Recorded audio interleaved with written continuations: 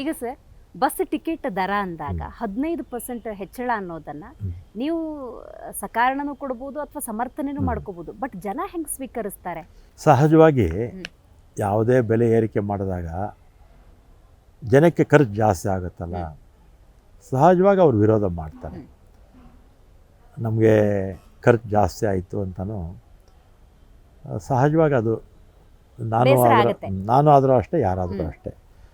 ಆದರೆ ಈ ದರ ಏರಿಕೆ ಮಾಡೋದಕ್ಕೆ ಕಾರಣ ಏನು ಅಂದರೆ, ಒಂದು ಭಾಳ ಮುಖ್ಯವಾಗಿ 2023 ಮೇ ತಿಂಗಳಲ್ಲಿ ನಾನು ಅಧಿಕಾರ ವಹಿಸ್ಕೊಂಡಾಗ ಈ 4 ಕಾರ್ಪೊರೇಷನ್ಗೆ BJP ಸರ್ಕಾರ ಒಟ್ಟು 5,900 ಕೋಟಿ ಸಾಲ ಇಟ್ಟೋಗಿತ್ತು. ಯಾವುದು PF, ಗ್ರ್ಯಾಚ್ಯುಯಿಟಿ, ಪೆಂಡಿಂಗ್ ಬಿಲ್ಸು. ಆಮೇಲೆ 2020ರಲ್ಲಿ ವೇತನ ಪರಿಷ್ಕರಣೆ ಆಗಬೇಕಾಯಿತು, ಅದನ್ನು 23ರಲ್ಲಿ ಮಾಡಿದ್ರು ಬೊಮ್ಮಾಯಿಯವರು ಮುಖ್ಯಮಂತ್ರಿಗಳಾಗಿದ್ದಾಗ. 38 ತಿಂಗಳದು 15% ಜಾಸ್ತಿ ಮಾಡಿದ್ರು, ಆದರೆ 1 ಪೈಸಾ ದುಡ್ಡು ಕೊಡಲಿಲ್ಲ. ಇದೆಲ್ಲ ಸೇರಿದ್ರೆ ಎಷ್ಟಾಗುತ್ತೆ? 5,900 ಕೋಟಿ ಸಾಲ ಇಟ್ಟೋಗಿದ್ರು. ಆಮೇಲೆ ಈ ದರ ಪರಿಷ್ಕರಣೆ ಹಿಂದೆ ಯಾವಾಗ ಆಗಿದ್ದು ಗೊತ್ತಾ ನಿಮಗೆ? BMTCದು 2014ರಲ್ಲಿ ದರ ಪರಿಷ್ಕರಣೆ ಆಗಿದ್ದು. ಆಗ ನಾನೇ ಈ ಇಲಾಖೆ ಮಿನಿಸ್ಟರ್ ಆಗಿದ್ದೆ. ಆಮೇಲೆ 2015ರಲ್ಲಿ ಡೀಸೆಲ್ ಬೆಲೆ ಕಡಿಮೆ ಆಯಿತು ಅಂತ 2% ಕಡಿಮೆ ಮಾಡಿದ್ದೆ. 2% ಕಡಿಮೆ ಮಾಡಿದ್ದೆ. ಅಂದರೆ 2014ರಿಂದ 2025ರವರೆಗೂ ಕೂಡ ದರ ಪರಿಷ್ಕರಣೆ ಆಗಿರಲಿಲ್ಲ. 2014ರಲ್ಲಿ ಡೀಸೆಲ್ ಬೆಲೆ ಎಷ್ಟಿತ್ತು, ಸ್ಯಾಲ್ರೀಸ್ ಎಷ್ಟಿತ್ತು, ವೇರ್ ಆ್ಯಂಡ್ ಟೇರ್ ಎಷ್ಟಿತ್ತು, ಅಜಗಜಾಂತರ ವ್ಯತ್ಯಾಸ. ಆಮೇಲೆ 2020 ಜನವರಿ 25ನೇ ತಾರೀಕು ಕೊನೆ ದರ ಪರಿಷ್ಕರಣೆ KSRTC, KKRTC, NWRTCನಲ್ಲಿ ಆಗಿತ್ತು. ಆಗ BJP ಸರ್ಕಾರ ಇತ್ತು, ಯಡಿಯೂರಪ್ಪನವರು ಮುಖ್ಯಮಂತ್ರಿಗಳಾಗಿದ್ದರು. 12% ಜಾಸ್ತಿ ಮಾಡಿದ್ರು. ಆಗ ಆ ದರ ಪರಿಷ್ಕರಣೆ ಆದಂಥ ಸಂದರ್ಭದಲ್ಲಿ ಡೀಸೆಲ್ಗೆ ಪ್ರತಿದಿನ 9,16,00,000 ಆಗ್ತಿತ್ತು ಒಂದು ದಿನಕ್ಕೆ. ಈಗ ಪ್ರತಿದಿನ 13,21,00,000 ಆಗುತ್ತೆ. ಅಂದರೆ 4,04,00,000 ಹೆಚ್ಚಳ ಆಗ್ತಾ ಇದೆ. ಆಮೇಲೆ ಸ್ಯಾಲ್ರೀಸು ಹಿಂದೆ ದರ ಪರಿಷ್ಕರಣೆ ಆಯ್ತಲ್ಲ 2020ರಲ್ಲಿ, ಆಗ 12,85,00,000 ಒಂದು ದಿನಕ್ಕೆ ಸ್ಯಾಲ್ರೀಸ್ಗೆ ಆಗ್ತಿತ್ತು. ಯಾಕೆಂದರೆ 1,00,000ಕ್ಕಿಂತಲೂ ಹೆಚ್ಚು ಜನ ಇದ್ದಾರೆ ನಮ್ಮಲ್ಲಿ. ಈಗ 18,36,00,000 ಆಗ್ತಾ ಇದೆ. ಅಂದರೆ ದರ ಪರಿಷ್ಕರಣೆ ಡೀಸೆಲ್ ಎರಡರಲ್ಲೇ ನಮಗೆ 9,3,4 ಕೋಟಿ ಒಂದು ದಿನಕ್ಕೆ ಜಾಸ್ತಿ ಆಗ್ತಾ ಇದೆ. ಇದನ್ನು ಹೇಗೆ ಸರಿತೂಗಿಸೋದು? ಹೇಗೆ ನೀವೇ ಹೇಳಬೇಕು. ಇದಾಗಿದ್ದರಿಂದ ಏನಾಯಿತು, ಮತ್ತು ಟಿಕೆಟ್ ದರ ಇದೇನು ಹೊಸದೇನಲ್ಲ, ನಾನು ಬಂದ ಮೇಲೆ ಏರಿಸಿದ್ದಲ್ಲ. ಹಿಂದೆ ನಾನು ಮಂತ್ರಿ ಆಗಿದ್ದಾಗಲೂ ಒಂದು ಬಾರಿ ಏರಿಸಿದ್ದೆ, ಒಂದು ಬಾರಿ ಕಡಿಮೆನೂ ಮಾಡಿದ್ದೆ, ಡೀಸೆಲ್ ಕಡಿಮೆ ಆಯಿತು ಅಂತ.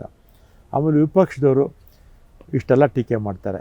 ಕುಮಾರಸ್ವಾಮಿ ಅವರು ಮಾಡ್ತಾರೆ, ಆಮೇಲೆ ಅಶೋಕ್ ಅವರು, ಆಮೇಲೆ ಕೇಂದ್ರದಲ್ಲಿ ಮಂತ್ರಿಗಳು ಯಾರಮ್ಮ, ಹುಬ್ಳಿಯವರು ಪ್ರಹ್ಲಾದ್ ಜೋಶಿ ಅವರು ಎಲ್ಲ ದಿವಾಳಿ ಆಗಿಬಿಟ್ಟಿದೆ ಸರ್ಕಾರ ಅಂತ. ಆಮೇಲೆ ಎಲ್ಲ ವಿಪಕ್ಷದವರು ಎಲ್ಲ ಕೂಡ ಟೀಕೆ ಮಾಡ್ತಾರೆ. ವಿಪಕ್ಷದವರಿಗೆ ನಿಮ್ಮ ಮಾಧ್ಯಮದ ಮುಖಾಂತರ 11/6/2006ರಲ್ಲಿ ಸಮ್ಮಿಶ್ರ ಸರ್ಕಾರ ಆಯಿತು. JDS BJP ಸಮ್ಮಿಶ್ರ ಸರ್ಕಾರ 8.5% ಜಾಸ್ತಿ ಮಾಡಿದ್ರು. ಕುಮಾರಸ್ವಾಮಿ ಅವರು ನೆನ್ನೆ ಟೀಕೆ ಮಾಡಿದಾರಲ್ಲ, ಅವರು ಮುಖ್ಯಮಂತ್ರಿಗಳಾಗಿದ್ದಾಗಲೇ 8% ಜಾಸ್ತಿ ಮಾಡಿದ್ರು. ಆಗ ಅಶೋಕ್ ಅವರು ಕೂಡ ಈ ಇಲಾಖೆ ಮಂತ್ರಿ ಆಗಿದ್ರು. ಆಮೇಲೆ 29/8/2008ರಿಂದ ಅಶೋಕ್ ಅವರು 5 ವರ್ಷಗಳ ಕಾಲ ಇಲ್ಲಿ ಮಂತ್ರಿ ಆಗಿದ್ದರು. ಒಟ್ಟು 7 ಬಾರಿ, ಒಂದು ಬಾರಿ 12.1%, ಎರಡನೇ ಸರಿ 3.56%, ಮೂರನೇ ಸಾರಿ 4.76%, ಐದನೇ ಸಲ 3.5%, ಆರನೇ ಸಲ 6.95%, ಏಳನೇ ಸಲ 5.1%, ಆಮೇಲೆ 39/12 ಕೊನೆಯದಾಗಿ 12% ಏರಿಕೆ ಮಾಡಿದ್ರು.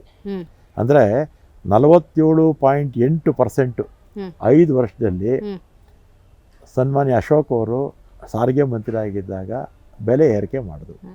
48%. 47.8% ಜಾಸ್ತಿ ಮಾಡ್ತಾರೆ.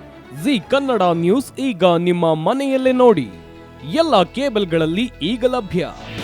ನಿಮ್ಮ ನೆಚ್ಚಿನ ಜಿ ಕನ್ನಡ ನ್ಯೂಸ್ ಈಗ ಸನ್ ಡೈರೆಕ್ಟ್ ನಲ್ಲಿ number 292, Tata play number 1664, Jio TV number 1334, NXT digital number 30, in cable number 30, city networks 51, U digital number 162, GTPL number 17, Rockline telecommunications number 42, Shri Basaveshwara cable number 168, rural cable network 60, Vinayaka digital 57, Abhishek cable 821, city channel 53, Siddeshwara cable network 57, V4 digital Infotech 628, Surya digital networks 53, Gajanan digital number 836, Malnad infotech private limited number